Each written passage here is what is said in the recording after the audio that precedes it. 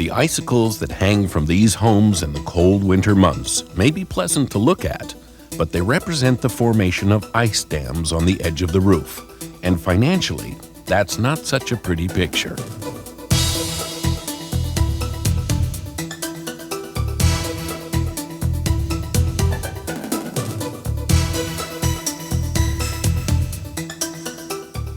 During winters with heavy snow loads, such as 1994 and 96, ice dams cause multiple millions of dollars in damage to residential homes.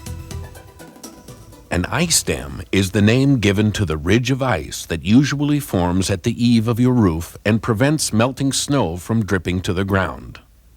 Of all the events which can cause damage to your home, the ice dam is the most predictable. Wherever you see icicles, the conditions are present that can lead to damage inside the home.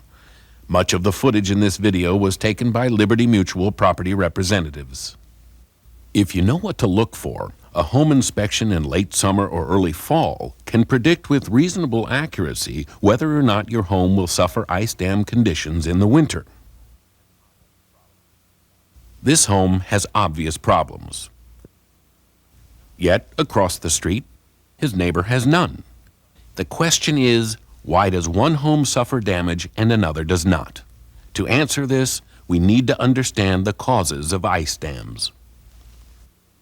The major factors include roof pitch or steepness, roofing material, snowpack or load, solar orientation, temperature variables, insulation, and ventilation. There are two factors on this list that are responsible for damage in the vast majority of cases: insulation and ventilation. Chances are, if you have a problem with ice dams or have the potential for ice dams, then you have a problem with your home's insulation or ventilation, or a combination of the two. The good news is, these are the two factors over which you have some control. So while insulation and ventilation are the two primary causes of ice dams, they are also the two primary solutions to stopping them. Let's look at the impact insulation and ventilation have. Every home, no matter how well insulated, loses some heat. Since hot air rises, the primary area of heat loss in any home is through the ceilings and into the attic. Once that air moves into the attic, it continues to travel upward to the highest point possible, usually the interior ridge of the roof. On correctly ventilated and insulated homes, the snowpack is removed naturally by evaporation. Although some melting may occur, it only occurs while the sun is shining and does not contribute significantly to ice dams. Poorly ventilated and insulated homes allow more heat to escape. This causes the snow touching the roof to melt. Unlike natural evaporation and solar melting, this melting is the result of interior heat loss. Because the peak of the home is the first to experience melted snow due to heat loss, this is where the trouble begins. The melted snow on the bottom of the snowpack runs down the roof and refreezes at the eaves of the house. Over several cycles, that thawing, runoff, refreezing process begins to build a dam at the eave of the home. Once the process has repeated itself enough times, the melted snow can no longer run off the edge of the roof. The snow melt now pools behind the dam, backs under the shingles, finds holes in the felt paper and decking, and enters the home. Once inside, the damage can become significant. It's important to realize that it is the heat inside the home and not exterior air temperature that causes ice dams. Here is an excellent example. Icicles are present and dams are beginning to form along the main house. Yet, as soon as we get to the roof over the garage, we see there are no icicles or dams. The material, snow load, ambient air temperature, and solar orientation are all the same. Why doesn't the garage have icicles? Since the garage is not heated, there is no heat loss to cause excessive melting of roof snow.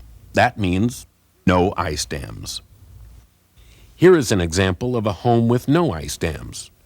There is a gable vent and soffit vents. This combination results in no ice dams. Just across the street, however, we see a home with ice dam problems. This home has a good gable vent at the peak, but there is no soffit ventilation at the eave. A home must have correct ventilation at both the high and low portions of the roof. A trained person inspecting this home in June would have immediately identified the potential problem based on the absence of soffit venting. So when you see neighboring homes, one with ice dams and one without, it is a safe bet that the difference is in the ventilation and insulation characteristics of the home.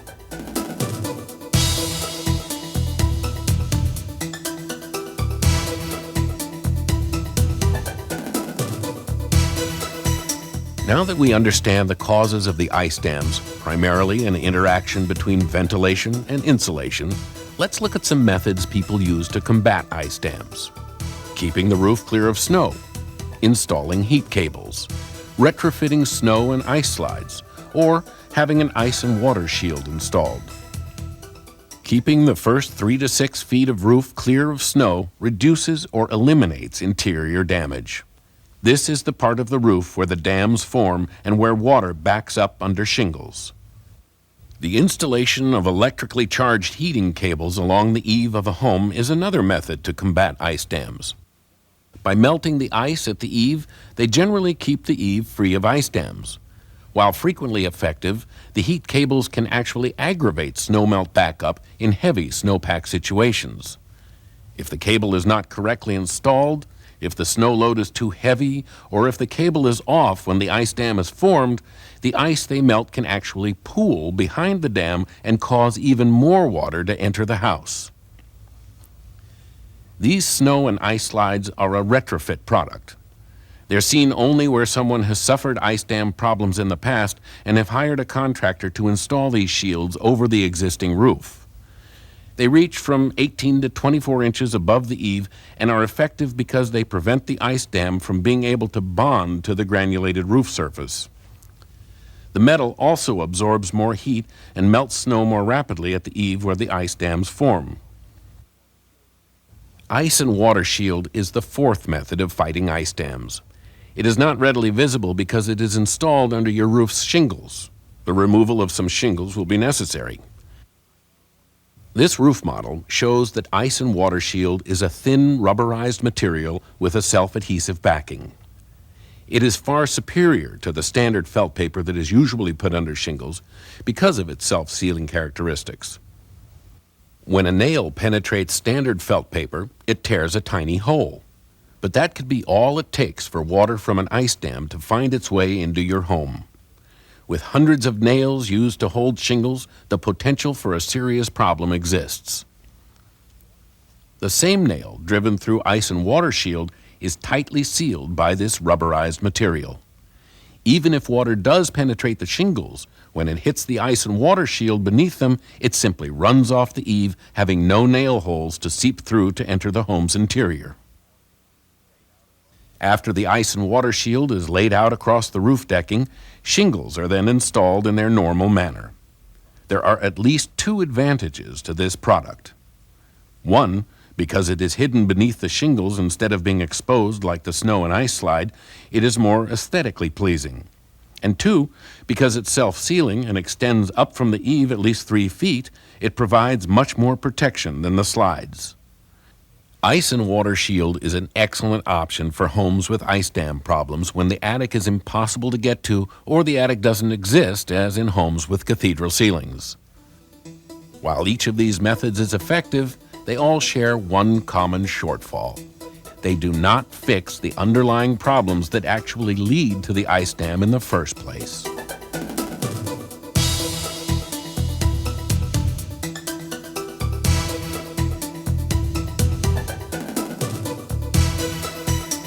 You have seen that improper insulation and/or ventilation can cause ice dams. Now you will see how minor adjustments or changes to correct your insulation or ventilation may permanently fix your ice dam problems. So just what is proper ventilation and insulation, and why is it so significant? A correctly insulated and vented roof does 2 things. First, it reduces interior heat loss. Second, heat which does escape the living area is cooled by the air entering at the soffit or lower end of the roof and pushed outward through a ridge, roof, or gable venting system. This process produces a constant and even flow of air that keeps the interior of the roof at a consistent temperature. The combination of a well-vented roof and a properly insulated attic are the two essential factors in stopping the formation of ice dams. Sometimes a home that appears to be correctly ventilated, as this one does, will still show problems. Further investigation is required. Let's go inside. In the attic, we find the problem. This well-meaning homeowner bought into the theory that since a little insulation is good, more is better. Unfortunately, when he installed this additional layer of insulation, he also covered up the soffit vent. This constricts or stops the necessary airflow from the outside. These types of problems may be easily solved while still providing you with the extra insulation you want. Simply pull the insulation back away from the soffit vent enough so that you can see daylight from the outside. Or install a styrofoam product called Proper Vent. Proper Vent has been designed especially to keep insulation away from the roof decking and maintain a correct airflow throughout the attic. Not enough insulation or spaces between fiberglass batts in the attic where most heat loss occurs is an easily corrected problem. Simply inspect the attic, tighten the insulation, or add additional insulation if necessary. With these minor changes, the ice dam problem on the exterior will be eliminated. Be aware that insulation should not be pulled tightly around certain ceiling electrical fixtures, chimneys, and interior power vents. If you have questions or concerns about proper insulation in your attic, check with your local building inspector. Not all homes, however, have accessible attics. This contemporary home has numerous cathedral ceilings. A look inside reveals the home's ceilings follow the exterior roofline. In such homes, there is no attic. If this style home is not correctly ventilated during construction process, it is much more costly to retrofit than the previous homes.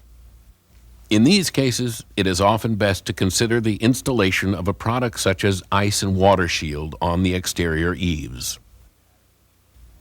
Having verified the attic insulation is sufficient, has no gaps, and is not blocking the interior eaves of the home, we will check the ventilation on the exterior of the home. We need to make sure ventilation is present in two basic locations: at the eave to allow fresh air to enter the attic, and near the peak to provide a place for warmed air to escape. One way to vent the eave is to cut a hole in the soffit board. Once again, using the roof model, notice the 4-inch hole that has been drilled in order to retrofit a hole vent. These hole vents should be placed in the soffit board between each rafter along the entire eave of the roof. Although this procedure is relatively simple, it may be work you want completed by a qualified contractor. Next, we need to vent the peak of the roof. The ridge or gable may be ventilated with a variety of products. This model illustrates the retrofitting of a ridge vent. Using a power saw, we remove the top 1.5 inches of the roof decking. The rafters are now exposed at the peak of the house, ready to be covered with a flexible ridge vent. This ridge vent material allows air to exit the interior attic, yet it is tightly woven to prevent insects from entering the home. Next, the ridge vent is covered with standard ridge shingles. This process allows ventilation along the entire peak of the home. Providing this exit for heated air at the peak of the roof and an entrance for fresh air at the eaves is absolutely essential in creating this circulation of air, the key to preventing ice dams. Unlike the 4 methods for combating ice dams, good insulation and proper ventilation actually correct the problem in most cases. There are many other styles of ventilation than those demonstrated here. Many people believe that ice dams are only a winter problem or a problem limited to the northern climates. This is not the case.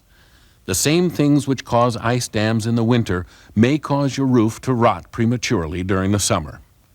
The lack of ventilation during the warm months traps moisture in the attic and superheats shingles from the inside out. The temperature on the inside of an attic is much warmer during the summer than the exterior. When humidity conditions are correct, the air in the attic may condense moisture on the interior surface of the roof decking, just as moisture will collect on the surface of a cool glass. This moisture could cause premature decay of the roof structure. Homeowners in the south and west are as vulnerable to these problems as people in the north and east. Ice dams are merely the visible sign of a problem that is occurring all year round.